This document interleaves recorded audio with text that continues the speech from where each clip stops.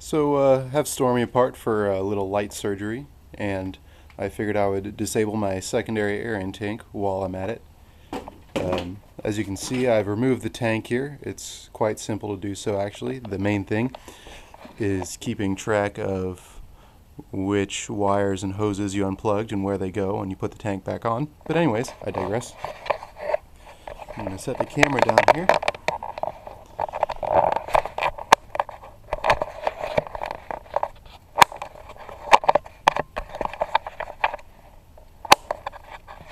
So what you're looking at is the back side of the tank.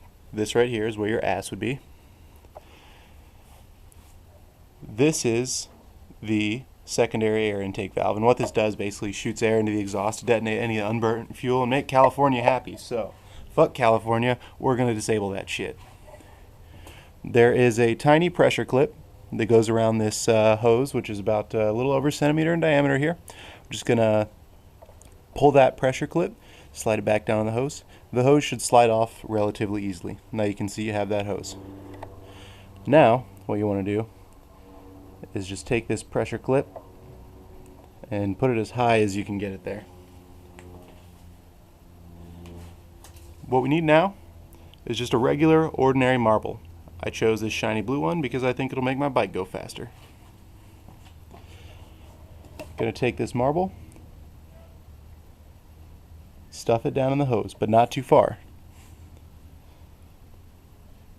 Sometimes it helps to have a little tool handy to help you stuff the marble. I have this large Allen key. The marble doesn't usually like to go by the little pressure connector fitting, so it takes a bit of finagling to get it around. And if you have pussy fingers like I do, this fucking hurts. So now that you've got it around the clip, you're just going to proceed to push the marble down. Maybe, I'd say 2 inches down into the pipe. The next step is relatively simple. We have 2 small zip ties.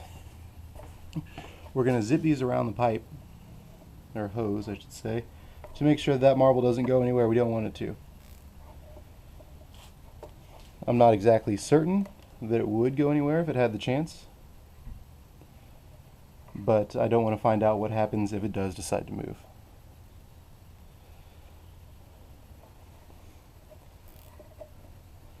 And those 2 zip ties just hold that marble right there, snug in place.